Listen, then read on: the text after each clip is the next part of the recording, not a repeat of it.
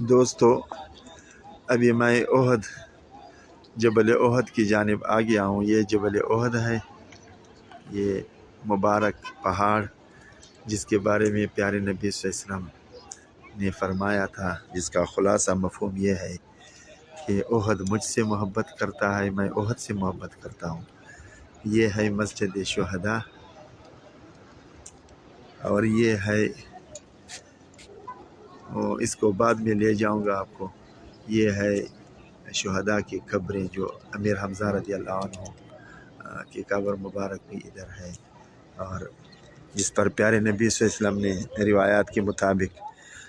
70 صحابہ جب شہید ہوئے تھے اس غزوہ میں، تو ان میں حضرت حمزہ رضی اللہ عنہ بھی تھے،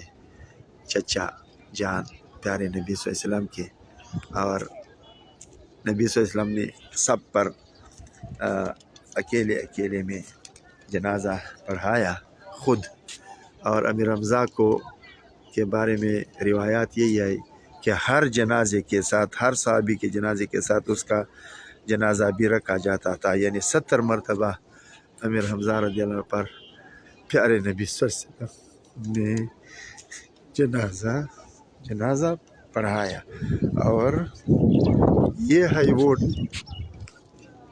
پہاڑی،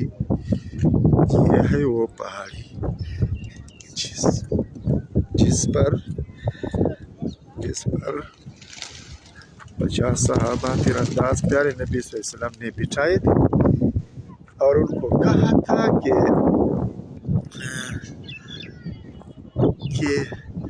آپ کسی صورت میں اس پہاڑی کو نہ چھوڑے، چاہے نقشہ جنگ کا جس طرح بھی ہوا، فتح ہوئی یا جو بھی ہوا، آپ اس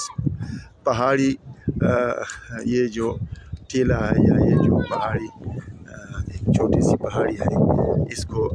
صحابہ کو کہا تھا کہ نہیں چھوڑیں گے۔ میں ابھی اس پر چڑھتا ہوں، آپ کو دکھاتا ہوں۔ یہ لوگ چڑھے ہوئے ہیں، یہ وہی ہے جہاں پر عبداللہ بن جبیر رضی اللہ عنہ کو یہاں پر ان کا سردار مقرر کیا تھا، سپہ سالار قسم کا چھوٹا کمانڈر، اور انہوں نے بہت سمجھایا صحابہ کو۔ جب جنگ کا نقشہ یہ ہوا کہ فتح ہوئی مسلمانوں کو پہلی فرصت میں، تو بعض لوگ یہ سمجھے کہ یار یہ تو بس فتح ہوئی ہے، ابھی ہم یہاں کیا کر رہے ہیں، کیا ضرورت تھی، ان کی سوچ اور عقل اتنی تھی۔ تو عبداللہ بن جبیر رضی اللہ عنہ نے بہت سمجھایا کہ نہیں، ہمیں کسی صورت میں اس چوٹی کو نہیں چھوڑنا چاہیے، اس چوٹی کو۔ یہ بس صحابہ نیچے اترے، اور خالد بن ولید پہلے بھی اس وقت جب مسلمان نہیں ہوئے تھے، اکرمہ رضی اللہ عنہ بھی اس وقت مسلمان نہیں ہوئے تھے، خالد بن ولید رضی اللہ عنہ بھی اس وقت مسلمان نہیں ہوئے تھے۔ اس چوٹی پر بہت کوشش کی اس پہاڑی پر حملہ کرنے کی، لیکن ہر مرتبہ ناکام رہا۔ جب یہ صورتحال اس نے دیکھا، یہ اصل پوائنٹ تھا، جب یہ صورتحال دیکھا کہ یہاں مسلمانوں نے یہ مورچہ چھوڑا ہے، چند صحابہ رہ گئے تھے، تو بس اس نے موقع غنیمت سمجھ کر اور یہاں پر خالد بن ولید رضی اللہ عنہ نے حملہ کیا، اور ایسی افراتفری پھر پھیلی، شکست میں تبدیل ہو گیا وہ فتح، کہ پیارے نبی صلی اللہ علیہ وسلم کے دانت مبارک بھی یہاں پر پھر شہید ہو گئے، اور پھر بہت سارے صحابہ افراتفری کے عالم میں، سوائے حضرت علی رضی اللہ عنہ کے،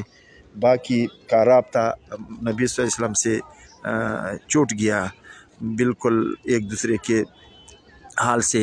ناخبر ہو گئے۔ اور ایک حضرت علی رضی اللہ عنہ حضرت علی رضی اللہ عنہ دیکھ کے وہ